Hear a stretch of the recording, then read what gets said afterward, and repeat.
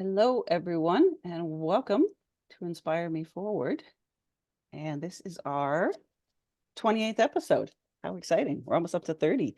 And this is our episode entitled Exploring the Space Between and Within.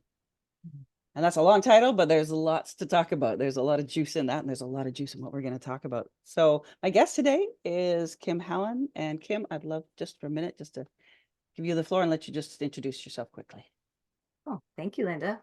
Really glad to be here. It's not my first time on Inspire Me Forward, but always love being with Linda and love this program. But I'm Kim Hallin, and I'm from Charleston, South Carolina. I have a equine experiential learning business called Unbridled, and I also work with I work with all kinds of people, but I particularly love working with horse owners on boundaries because as horse owners, we're not only navigating our own personal boundaries, we are navigating the boundaries of our horses, trying to honor those, but then we are also trying to be the advocates for our horses because they don't have voices for themselves. And we have the complexities of things like maybe we're boarding our horses, and we have to also have boundaries with the person who manages or owns the facility, and maybe they have to have boundaries with the person they're accountable to. And we are also working with a lot of professionals, veterinarians, farriers, trainers, instructors, and there are personal boundaries for ourselves, and then there are boundaries for our horses. So the complexities of that are super challenging,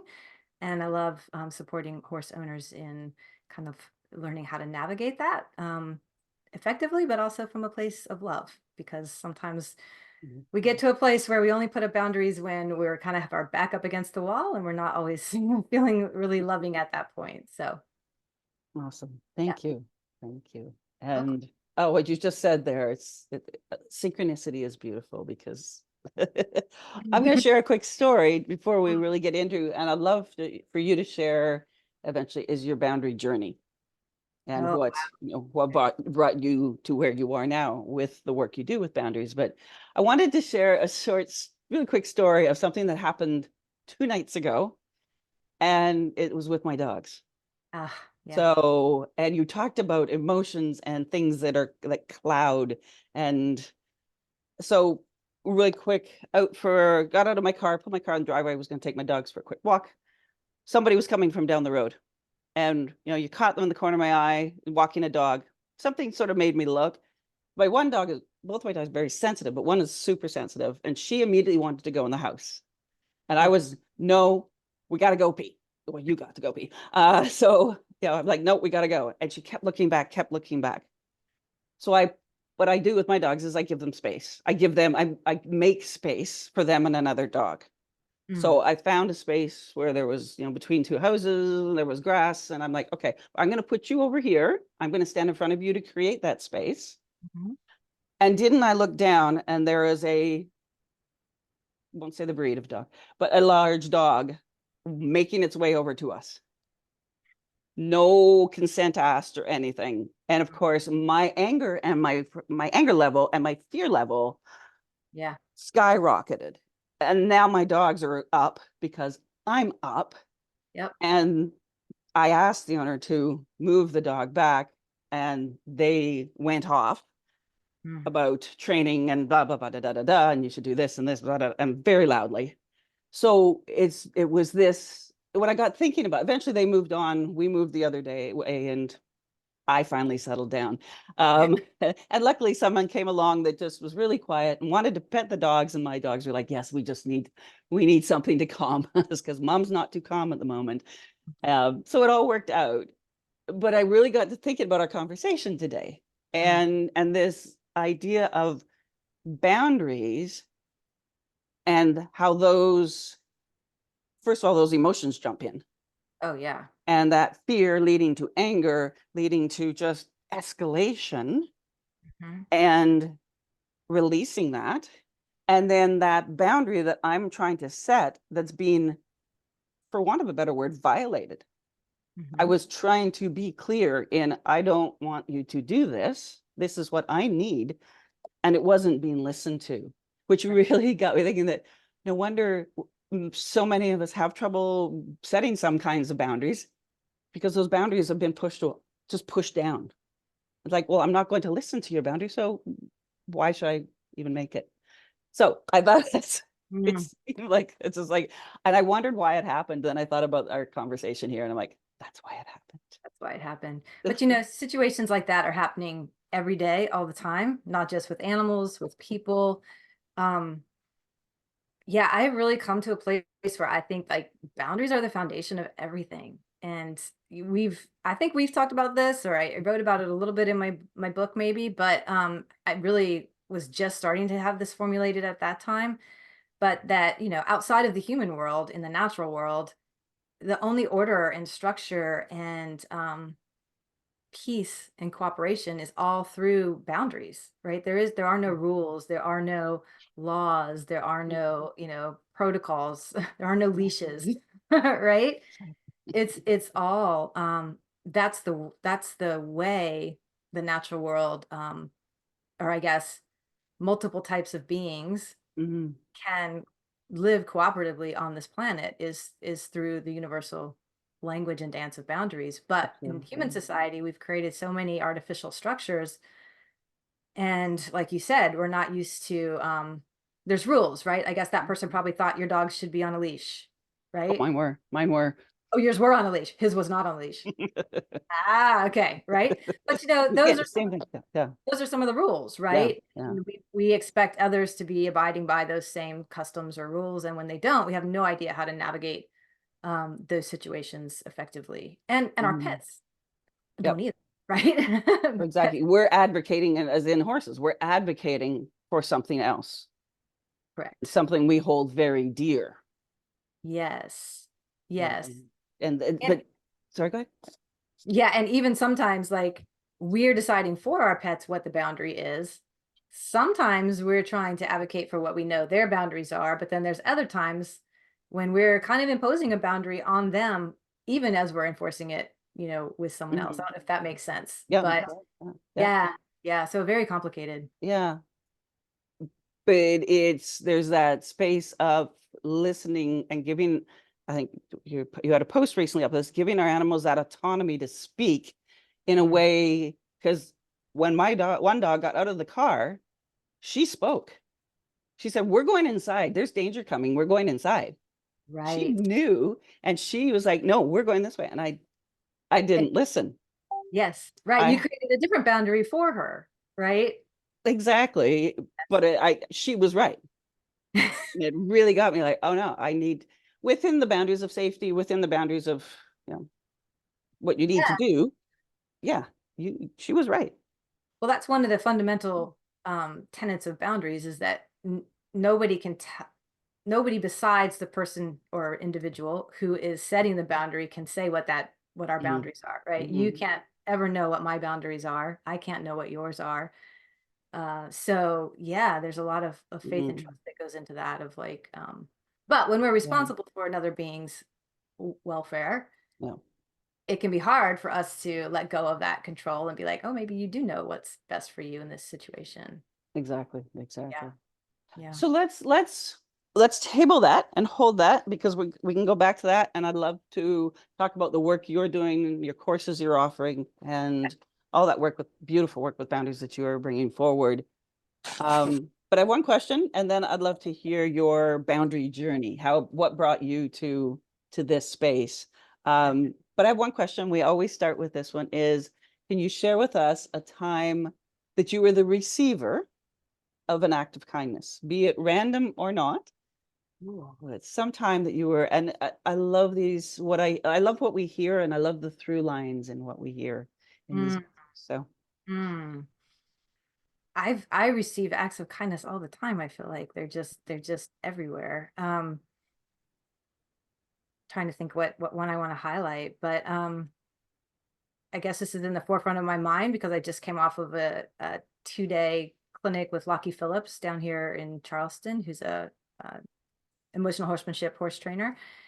And, you know, I think what struck me the most about that is within the horse industry, there's not always, I don't know, a lot of kindness among horse professionals, even in my experience, there's a lot of times a feeling of a little bit of competition, a little bit of edge, a little bit of maybe it's that boundary protection. This is my territory. You sit back, that kind of thing. And Lockie was just so warm and welcoming and gracious about including me in his clinic, right? Mhm. Which was just was a kindness he didn't need to do. So just say that one. Yeah. That's lovely, lovely. Yeah. Yeah, it's nice to be able to feel that in a world where it's not felt a lot, to to feel that, and that letting go of ego, Yes. just Hmm. as the horses don't bring, there's no ego there. So yeah, Yeah. that's awesome. That's awesome. Thank you for sharing that. Mhm. So I would love to hear, up to our conversation, I've been like, well, what's been, and I'm sure we will all think of this as we step out of this conversation here today and go on about our day, is what's been your boundary journey? Like what's brought you? You and I have spoken before, and I can guess some of your journey, but I'd love for you to share, is like, what's been how did you get here? How did you get to this point of, okay, I have this in me, and this is Mm, what I'm to share? mm. Yeah, how long do you have, right? I'll try to condense this. And I didn't know you were going to ask that, so I didn't prepare anything about this. But I mean, my personal boundary journey has been going on for my lifetime. I grew up a lovely family, loving family, but bless our hearts, there wasn't a lot of boundaries going on there. It was a lot of codependence, a lot of intermeshing, right? And I was one of those children who was the peacekeeper, you know, the pleaser in some ways. I was good at that, and I got um I don't want to say rewarded, but just what's the right word? You know, told that I was skilled at that. I was good at that, right? Mhm. So we want to do what pleases other people. So I grew up really not having any boundaries, not knowing I was always the one that was kind of like, oh, whatever you guys want to do, let's go with the flow. I'll be the easy one. I'll be the flexible one. So, you know, um, and then, to get into adulthood, I just continued those patterns because those were the patterns I knew. And one of the interesting things about patterns is that opposites attract, or it's like a hand in glove kind of thing. So when I'm a people pleaser, I'm naturally going to attract those who like to have a people pleaser around, right? Who are used to having, people accommodate them. And so that feels like a hand in glove at first. It feels like a really good fit. And, maybe you need a little fixing and I can, I'm good at that. So got into, that pattern. And certainly my first marriage was all about that. And those can be, when those patterns are really deep on both sides, that can be a really tough pattern to break. And I did a lot of therapy. We did a lot of marriage therapy, and honestly, didn't break those patterns. And looking back at it, it's really interesting because boundaries wasn't really something we ever talked about in therapy. And I find that really curious Mm. that I think we talked about components of it, but we didn't ever really talk about boundaries. And so it was the horses that taught me about boundaries. And my horse Tempo, particularly, who is, her story. Those who are Mhm. listening may or may not, but I bred her. I was still riding and training at the time. I bred her to be my eventing horse. I had all kinds of dreams for her future. I had her life planned out, and things, nothing went according to plan from day one. But the biggest obstacle was that she developed a coffin bone cyst as a yearling, and this was really a life-threatening developmental bone disease, and looked into having surgery on it, and none of the surgeons would do surgery on it because of where it was. So I was faced with the decision of like, do I go ahead and put her down? Now half of them are telling me she would never be sound, even just to be a horse that lived its life in the pasture. And then a couple other vets who thought that maybe with rest she could heal. And so I opted for that route because she was so vibrant and so alive. It was like impossible to Mhm. even think about, not giving her this chance to at life. And that was a really rough year. It took about 8 months for that bone cyst to heal. She had to be confined in a 10 by 30 stall. She didn't know what was going on.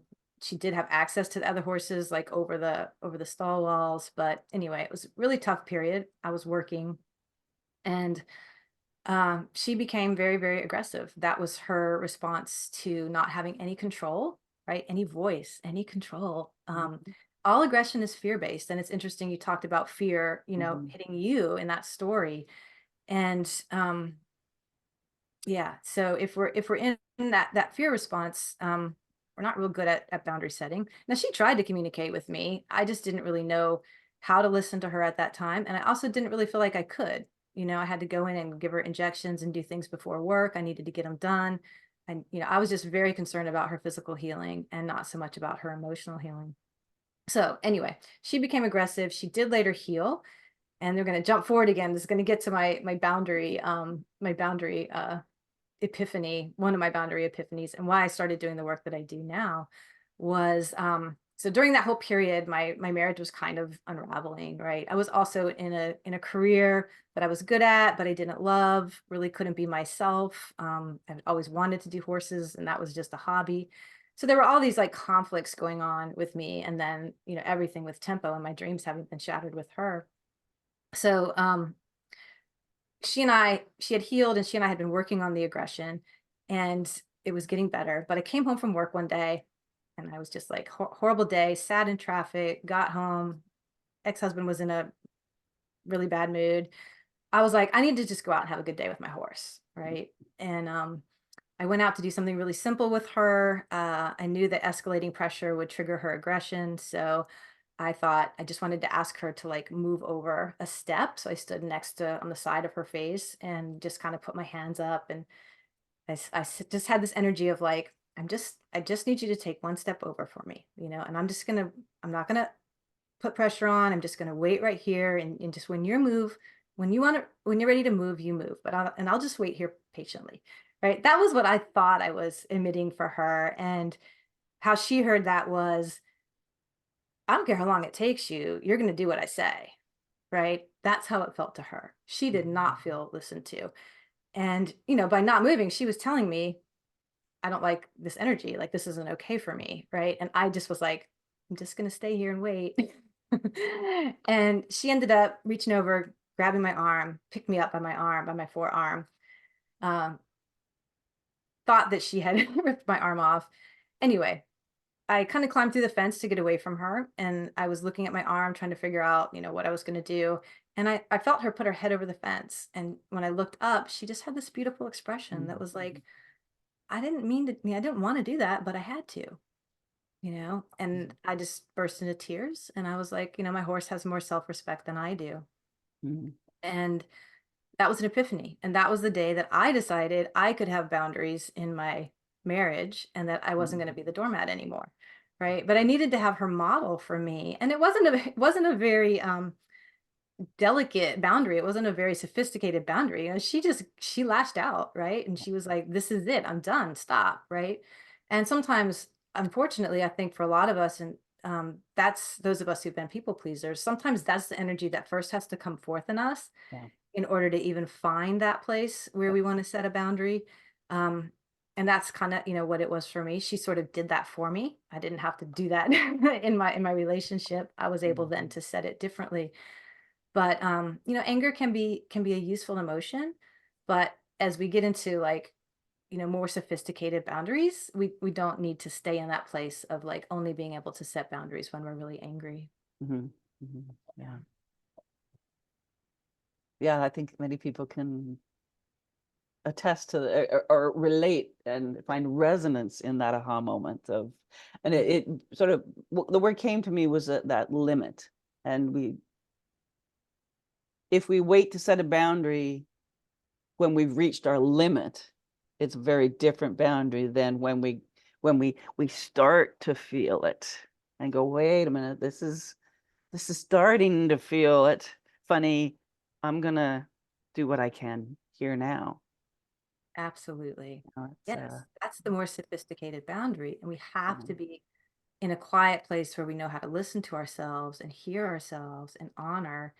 and working with a horse who was had had those aggression trigger points. She had been traumatized by her Mhm. situation, and so um, when you deal with someone who's in that state or another being that's in that state, you really start to appreciate, the subtle no's, right? Once Yeah. I'd much rather listen to her very subtle no than get the consequence of what's coming. So in an odd way, she kind of helped me learn to really value those early, like listening and having that conversation before it gets really loud. Yeah. Oh, there's so much in this. There's so much richness. So, can we talk about, to me, what comes with boundaries is worth. Mm, Like yeah. there's this feeling that I'm, because boundaries maybe as youngsters have been pushed and pushed and pushed down, and no, you shouldn't be setting that boundary. No, just listen. I mean, I go back to just things like school. When we go to school and it's like somebody's like, I'm tired. I can't, but I can't take a break from school, or I can't step out because I have to stay in this. So there's my body's feeling a boundary and a Right. limit, but You can't it's listen to been, it. I can't listen to it. And so we're pushed and pushed. And then that, to me, that's almost a worthiness. And I mean, can you speak to that a bit? Is like, how do we, how do we recognize it? How do we find it? Oh, yeah. I mean, I think you just hit on like one of the really challenging issues in the human society is that we start to place value judgments on ourselves when we aren't. So there's a couple aspects to boundaries. There's our boundaries, right? That we only can know and set within ourselves. And then there's the honoring other people's boundaries. That's the other half of it, right? We do need to learn how to honor other people's boundaries, but there's so many like rules and regulations and structure in the human world that are, I like to call them artificial boundaries. I mean, they're very real, but Mhm. they're immovable, right? They're applied the same to everybody, which seems like fairness, but that's actually not how boundaries work because Mhm. everybody's an individual. And so anytime that we're trying to have like a strict rule or frankly like equality, if you look in the natural world, if you look at your horse herd, all the relationships are different. Each horse has different rules of engagement with all of the other horses. It's not across the board. So when we try to fit into these immovable boundaries, and then they don't they don't work for us, right? We start to judge ourselves. What's wrong with me? Why can't I abide by this boundary, or why doesn't this boundary feel good to me? And we turn that judgment on ourselves, I think is what happens. Or others Mhm. turn it on that judgment on us. Mhm. Yeah, good point. Interesting. Hmm. So Hmm. How do we how, navigate yeah, that? how do we navigate, or how do we start to sort of step back? And I want to talk about your tools in your course, and that's maybe a great place to start there. But how do we as humans, and then we'll go into sort of the horse world, but how do we as humans sort of step back? I guess the first thing is awareness that we all have boundaries, but, or maybe you could share some examples of how you've had humans and horses work together Mm. and learn about their own boundaries through the horses. Why don't we start there? Yeah. Yeah. I mean, I think it all has to start with this idea of self-awareness. And unfortunately, because of all the kind of false boundaries that we've already talked about, a lot of children, human children, I think, grow up trying to shut down those voices inside because it just makes it really hard to cope with these environments that are so structured if it doesn't feel good for us. um, feeling bad all the time is horrible, right? So we just try to stop feeling it. We just shut it down, tell those parts of ourselves to be quiet. So one of the things that I work with a lot of people on is just remembering how to notice how they feel. Hmm. And I had to go through that process, frankly, after my divorce and like learning, trying to be like, I had trouble even deciding what I'd want to eat, right? I mean, I was so Hmm. used to not making any decisions that it took me a long time. Still, sometimes I struggle. It's Hmm. still easier when I'm tired and exhausted. It's still easier for me to just say, you choose. I don't want to think about it. Yeah. Like, because that was my safe place. That was my coping strategy. Um, So yeah, getting in tune again with ourselves, listening to those voices, and then having the courage to know that they matter. Or the other thing, kind of blending a lot of things here, Yeah, of course. but a lot of people feel like we're being mean or selfish when Mhm. we first start, Of course. expressing a little desire, right? Because that's something that we haven't ever done. So I'm not sure if I'm answering your questions, but Oh, those. perfect. It's Okay. perfect. Yeah. Well, and I think it ties into, and actually I'll talk really quick about a session. So we had a workshop. I helped somebody with a workshop yesterday and co-facilitated, and one person did a reflective time with the horse. And we Mm. always ask them to set an intention. And they wanted to know what reciprocal love felt like. Ooh, yeah. I'm like, off you go. And of course, Mhm. he had this beautiful old horse that just she's a wise old sage. She's like, let me at him. And they went in to the pen and just had this beautiful, quiet moments of this give and take. Mhm.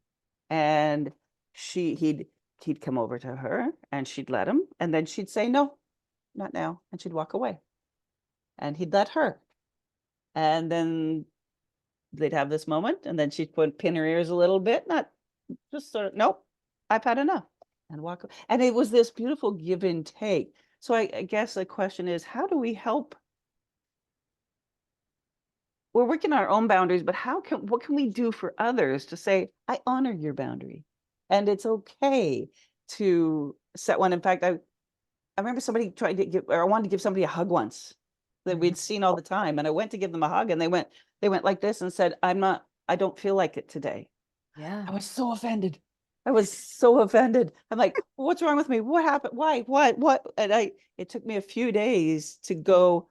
She felt safe enough with me Yes, to tell you that. That was to what an tell me honor, it was a right? gift. But so I guess, how do we create that space?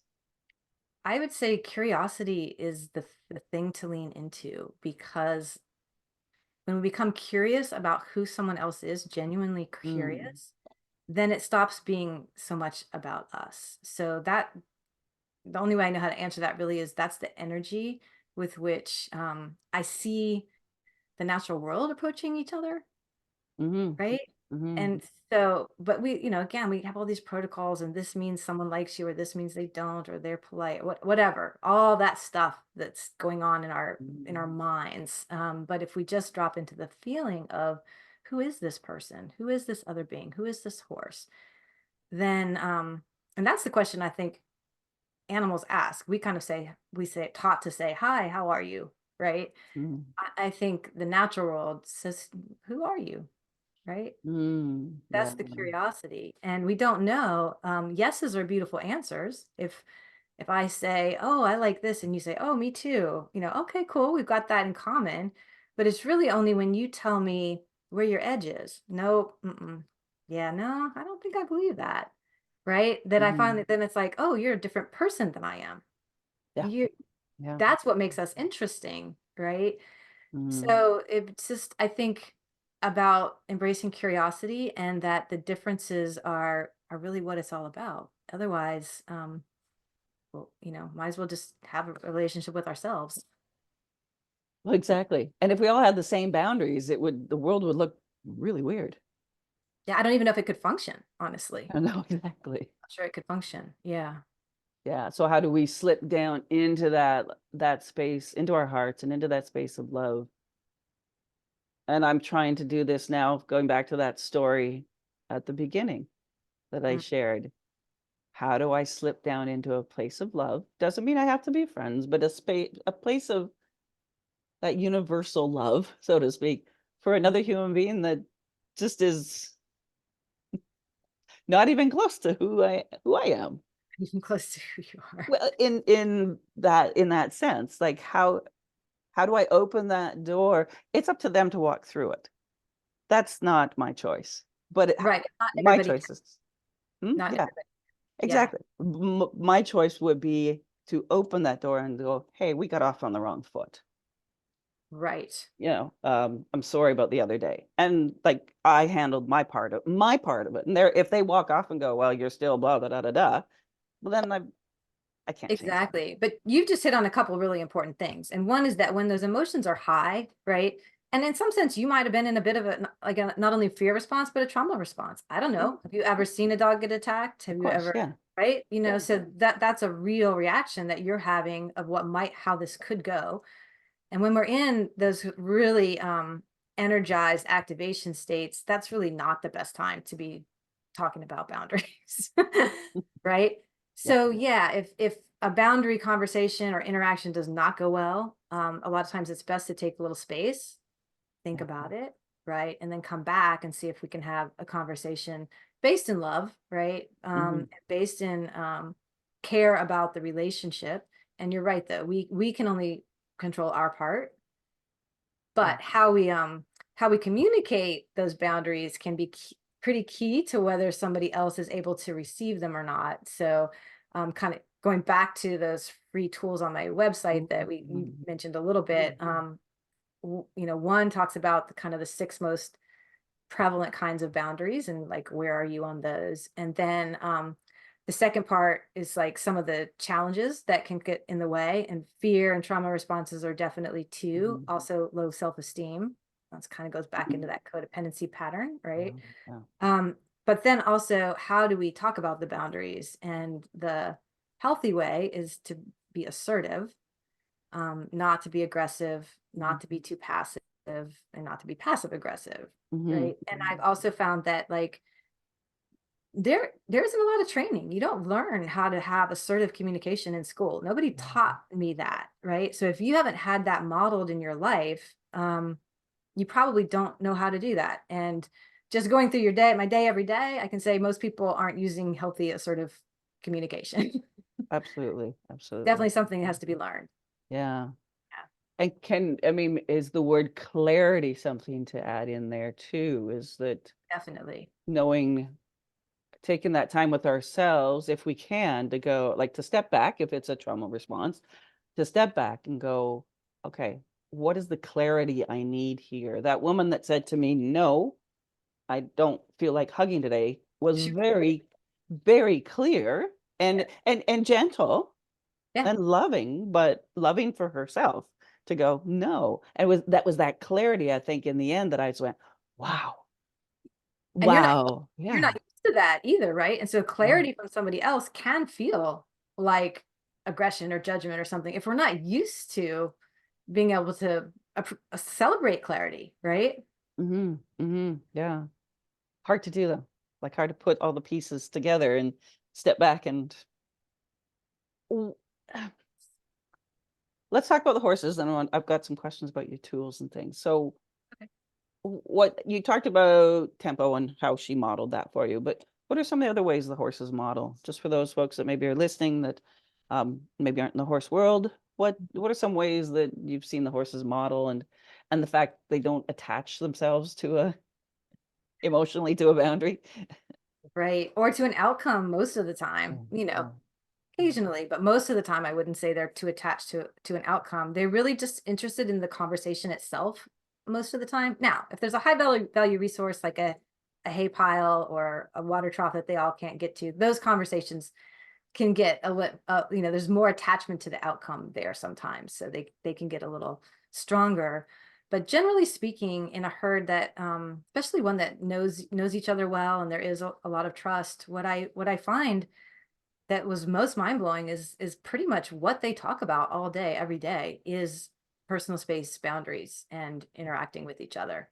They have, I love looking out on a horse herd, and instead of looking just at the horses, I look at the space between the horses. Mhm, And it's like if you sit there and watch, the space feels tangible and you can see them like working through the space, each other, the edges of each other's boundaries. They're feeling each other. And they'll have these little beautiful ways to kind of ask. One might take a little step inside the personal bubble and is asking the question like, I think I'd like to connect. How does this feel to you? And then they're grazing while they do this typically, so it's slow, and that gives each of them time to like, so one comes a little bit into my personal space, and that gives me time to go, how does that feel to me? Hmm. And then I can either say, well, that feels nice, and I can lean into it a little more, or I can move further away, take a step away. So one of the things that I see in the horses a lot is that they create space rather than, and it's the opposite of what I was taught originally in training, which was protect my space and push the horse out of my space. Mhm. Right? This was the thing. You're the dominant horse. You push the others, protect your space. Yeah. I don't see the horses, again, in a trusted herd. It's a little different if the horses don't have rapport and don't know each other, or there's limited resources. We can get different kinds of conversations. But generally, in a herd that knows each other, 9 times out of 10, the one that feels uncomfortable creates more space, moves away. Mhm. Mhm. And it's not a dominant submissive thing at all. It's just, that's information for you. You stepped a little too close to me. How I'm politely going to show you that is by taking a step away and say, this is the space that feels comfortable to me. Right? Yeah. So Yeah. beautiful. We're So not beautiful. taught that. We're taught the opposite. We're Step taught the in, opposite. push in, Push stand them your away. ground. Stand your ground. Yeah, it is not what I see. And interestingly, a lot of people also will try to say, oh, well, maybe that's the difference between predator and prey. But I've watched, wildlife videos. No, predators do the same thing. If they're not in hunting mode, they're very, very respectful of each other's space, and they listen to those. They don't want to make someone they care about the relationship. They don't want that other one to be uncomfortable, Mhm. right? Yeah. Yeah. Goal seems to be, let's all get, share space in a way that feels good to everyone. And that's their goal. So it's not just what feels good to me. They really understand community, and that Mhm. we all need to feel comfortable and safe together. Exactly. Right? Exactly. And Yeah. that gets into that thing of this, not, there's no universal rules. It's not this much space is the right amount of space and everybody has to keep that. Oh, It's changes by moment. Yeah. by moment. Yeah. Yeah. Yeah. Yeah. It's very much a dance. And it takes a lot of energy and intention and presence to engage in the the boundary conversations that they do. And that's another thing that is hard for us because we're not used to that. It's like using muscles that, have atrophied for us. So staying that present, Mhm. multiple beings at the same time, or even one, right, is hard for us. I heard once that we can only hold a thought for like 7 seconds. Like a solid thought and hold it in our head and not right there for like 7 seconds. 7 seconds, which goes to like why we need to feel our way through this stuff rather than thinking it. Exactly. We have to Exactly. just feel our way through it. Yeah. Yeah. Guess what's good for the horse herd is good for the human herd. Of course. Yeah. Wow.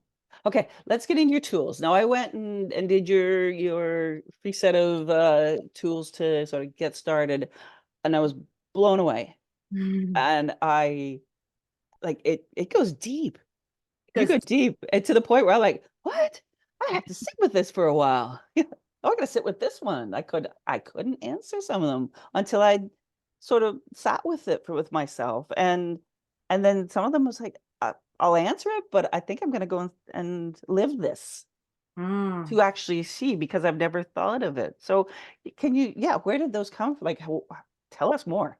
yeah, yeah. Mhm. I appreciate that feedback because it was a lot of work going into this. So it's free tools on my website that are like step 1, step 2, step 3. That's just like free assessment, check out your relationship with boundaries. And what I didn't want to do was just create a simple tool that made it an unrealistic view of like how complicated and nuanced and layered boundary work is. So I want people to understand from the beginning that this isn't a simple thing that we're going to work on, right? There's lots of layers to this, and there's lots of different kinds of boundaries, and so interesting.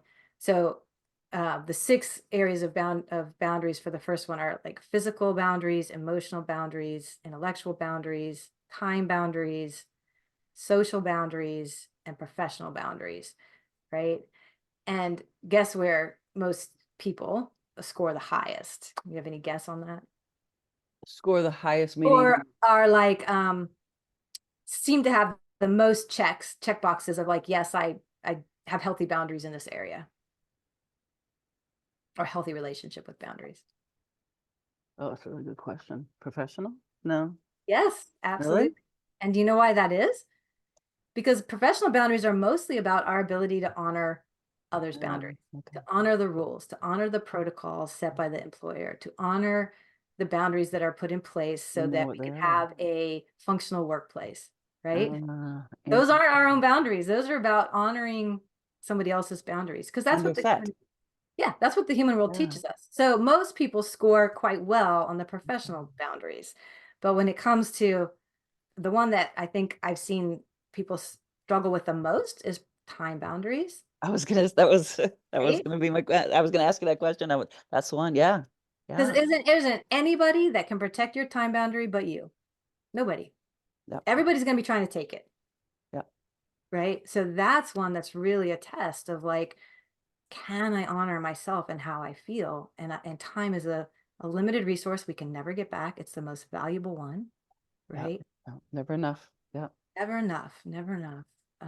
So Mm. yeah, those tools are designed to really just and the other thing that I think the people I've talked to who've done it is it's kind of nice too to see like, oh, I have some checks in each of these areas. There's some things I'm doing okay. I got this. I'm doing pretty good. I do that. Hey, look at that. I do that.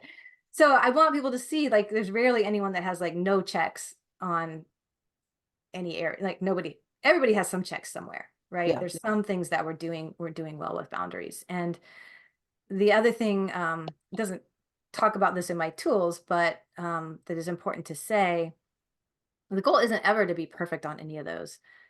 That's perfection is not the goal with it. It's like understanding where we are and what our challenges are and what our strengths are and working with both of those, dancing with that. So some of our patterns are never going to change or they're always going to be with us a little bit, but we learn how to be aware of them so we can notice when we're falling into them, Yeah. right? And we can step back and say, I know that that's problematic because this is going to create a pattern that Hmm. doesn't work for me. Yeah, Yeah. Yeah. And sometimes you have to hit those limits to know, like a limit and go, oh, wait a minute, that didn't feel good. totally. Here's my steps to, yeah. Yeah, Interesting. that's part of the self exploration. Yeah. Yeah. And our boundaries change too over time and in different situations. Completely. With so many, when you were talking about that, the word evolution came up. It's like this evolution Hmm. of myself. And as I evolve in doing that work, then I can sense it better. I can be more aware. Therefore, I can have that clarity and that worth. And it's a Yeah, step process. it's a step process. Steps forward and steps back. Right. Right. And if we're new at it and we're not real skilled yet at setting boundaries or expressing our needs, then we really need to surround ourselves with people who care about honoring boundaries, right? Care Yeah. about helping us with that or supporting us with that. If we're yeah, so there's also that of Mm. choosing at different when we're at different stages of this, like what we're going to expose ourselves to Yeah. so that we can have some wins and get a little more confident with it. True. True. Choose your people. Choose your Yeah. Yeah. Mhm. Interesting. Mhm. So then if somebody's taken those, can you tell us about your course? Somebody's taken those and got, wow, I want to delve deeper. Tell us a bit about what Yeah, you're offering and what you started and how's it going. And it's going well. So right now it's offered as a self-paced course called see if I Finding Freedom Through Boundaries. I love That's it. why I I've got love this that. behind me. Yeah, it's a self-paced course. It's like 6 modules and there's a little teaching video in each one. Starts with the basics of what are boundaries, right? And then takes you through a lot of different things. Not everything that's touched on in the self-assessments, but some of the key things. And I also use it's specifically I designed it with horse people in mind, but you don't have to be a horse person. You just have to like enjoy horse behavior because I use videos of Mm. horses to demonstrate they're the masters, right? Yeah. If you want to see like masterful boundary setting, advanced level, PhD level boundary setting, and boundary communication, watch horses. So that's what I use as the examples in the course. And then there's also, so there's like a little teaching video, and then there's always going to be a horse behavior video. And then There are experiential exercises that you can do and practice at home. And then sometimes there's some journaling prompts. So I try to have all different kinds of learning in each of the modules. Yeah. Yeah. I just, when you said that with the horses and masters and PhD, I just pictured all these horses walking around the field with the feather and the tassel and the caps. And it was like, yeah, Right. we're the masters of this. They earned And, it. Right? but They work on it every day. they do it, but they do it by just being authentic. To me, Yes. this is the mind-blowing part of it all is they're being authentic. They're being themselves. And I think that ties into boundaries with us. Is like when we are fully authentic, We have boundaries. we have boundaries. They're there. Yeah. Yeah, and we don't mind saying them, and others listen, and we are curious about others' boundaries. Like it becomes this whole beautiful curiosity Yeah. and Yeah. information dance Yeah. rather than all this judgment. But yeah, if you're born and that's like the world you live in, it's just second nature to them. I think it's like breathing, Yeah. or language that they're just really, really fluent at that we're not. Mm-hmm.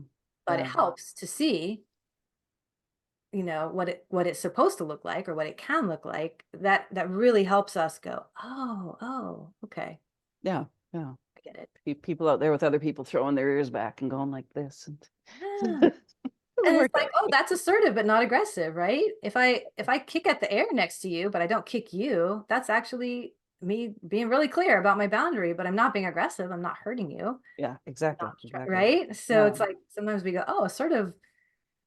I realized I was confused about what's assertive and what's aggressive. Yeah. Yeah. In Yeah. the human world, a lot of times we label assertive as aggressive when it's actually not. Yeah. It's almost in the receiver It's in the receiver. as Correct. how they term it or how they see it, and Yeah. but then that goes back to how we were raised and what's happened in our life so far, and A then you go lot of back to the trauma responses, and yeah, it's It's a so lot of packing. So yeah. that's the other thing I think Yeah. that I want the course to be designed. My hope for the course is that it's a safe place to do that unpacking and realize we're all unpacking. Like we're all, and we're here in this course because we want to do that. And so there's no judgment. It's very supportive in the comments and everything. Sure. Yeah. That's awesome. Mhm. Well, that's that holding space and holding that sacred, safe space Yeah. is what this is all, that's the container that we can learn to do these in. Correct. So kudos to you. Well, congratulations that this Yeah. has come from there to there, and that Yeah. you're just, and I just see that there's many of us that are bringing the wisdom of the horses Mhm. into a world where the horses necessarily aren't standing beside us, but their energy is within us Yes. and all around us, but they're not right there. And that to me is an evolution. That's like they're like, you got this, now go forth. Like, Well, and you bring that forward well, your book hasn't gone public yet, but I've had a pre-read of your latest book, and you talk a lot about that. You bring that horse wisdom about boundaries and many other things forward in mhm. the book. Good Yeah. segue. So, yeah. Well, we got 10 minutes. I honor time boundaries. So we're going to take the last 10 minutes, and Kim and I are both going to just delve a little bit into each of our books. So, Kim has put hers as what's it been, a year now? How long has it been? It might be 2 years. Yeah, I think it's been 2 years. Wow. All No. right. So Kim I'll let her introduce her book. Oh, yes. I'll see if I can hold it up. Here we go. I know I've got my In front of screensaver. you. There you go. There. Horse wisdom, life lessons for humanity. Yeah. And it's not all about boundaries, but there is one chapter that's all about boundaries, called Boundaries Are Designed to Be Flexible. But there's a common thread in my book and your book, which is that we're really bringing the wisdom, not just of horses, but of the natural world forward. Mhm. For me, I did them as lessons, and it was stories about how I learned the lessons, kind of similar to you asked me to tell the story, right? Mhm. So yeah, trying to bring to life the lessons they've taught me by telling actual stories of how they taught me that. Mhm. And then your book is real on My book. reflections. Yeah. realizations. So, and it's still got the Realization. author's proof Right. because I don't even have it. It's coming out May 31st. So I Yeah. have 2 more days to do any edits. Mm. But it's guiding insights from the horses, it's from nature, from humanity and within. So it Yes. is a set of 30 realizations. And for me, it's been the beauty of following my song Mm. and not going outside to find, but coming from within, that intrinsic, and then consulting with the extrinsic to bring it all and form it.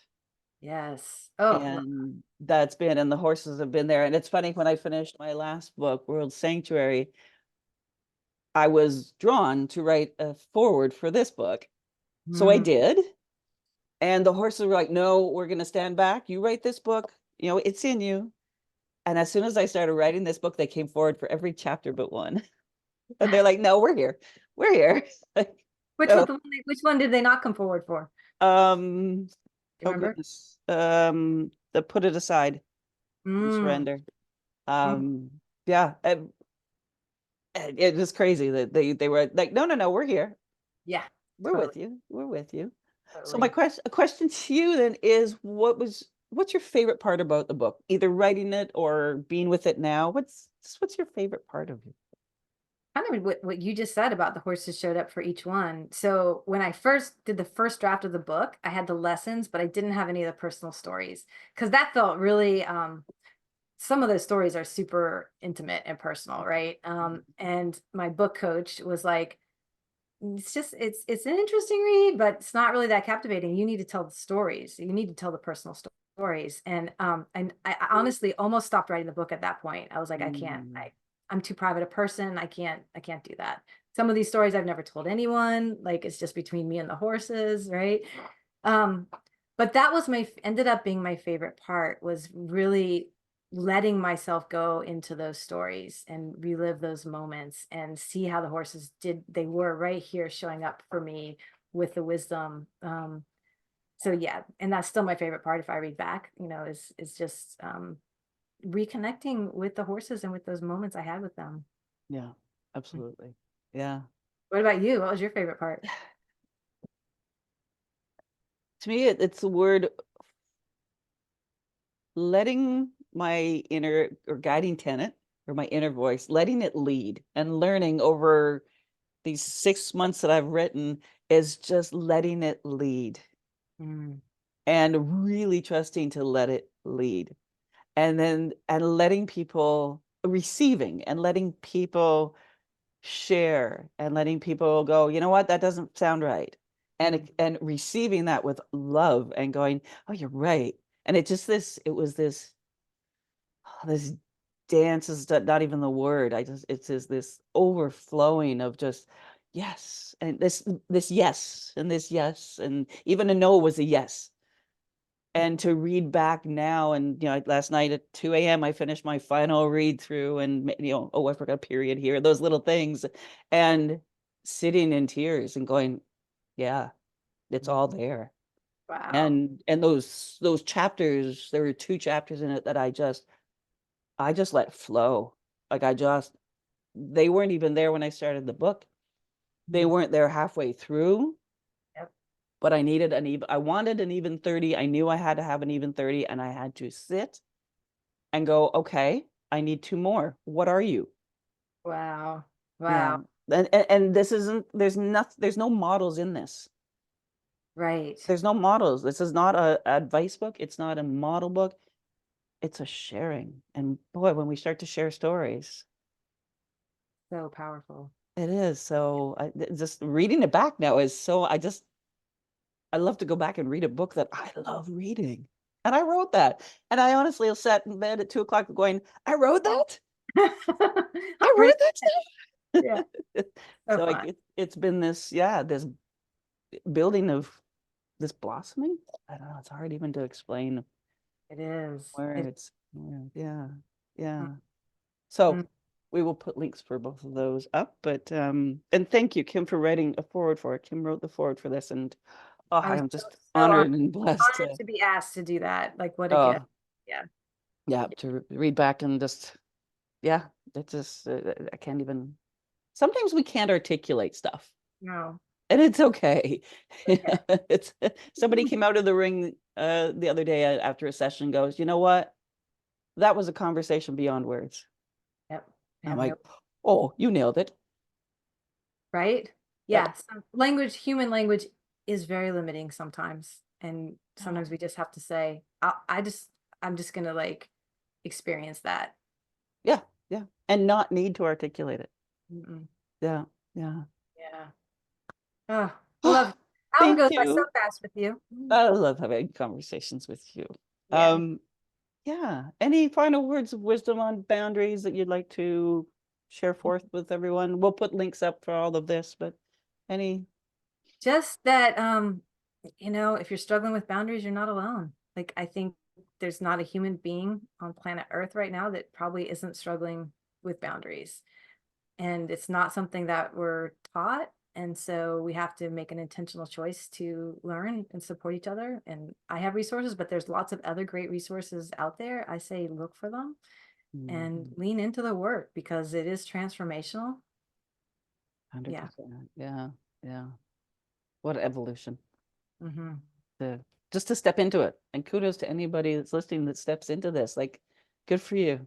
Like my hat Yeah. off, my heart, my hand on heart to you for you to bring that forth and have the courage to bring this forth and to hear the horses and hear their guidance and your inner guidance, but and to those that step into it. You'll It's make the not. world a better place. Mhm. And like anything that's not easy or challenging, it's more fun if we can like do it together or talk about it or share, like, have a little sense of humor about it too. Of course, of course. Yeah, absolutely. Mm. Well, I think we're going to Yeah. close our circle here for today. Thank you, Kim. Thank Thank you you, so Linda. much. Thank you to your herd for standing with you and standing around you. And thank you for Tempo for making herself heard and for you for listening to that. And you didn't know where it would go then, but Didn't appreciate it necessarily at the time, but yeah, I, I consider her one of my best friends in the world. Mm, She's not afraid to tell me the truth. yes, isn't that special? Yeah. And that's it for episode 28. We're going to put this on, as usual, on YouTube and on our Apple and all those podcast places. Oh, wonderful. And if you know anybody that you think needs to hear this, please share it forward and let them experience all that is Kim and her boundary work. And the next few Inspire Me Forwards or next Wow, we're going to delve into a bit of a deep or open forum. We're going to take this new book I have apart a bit and have a bit of an open forum on it and bring in some of our pre-readers and have some really, I'm hoping there's some really great deep discussions on the different parts of it and just see where That's that exciting. goes. Yeah. Yeah, I so only imagine those are going to be amazing conversations. I hope so. I think so. So and with that, thank you all for coming and thank you for listening. And we will see you on episode 29. Thanks, Linda.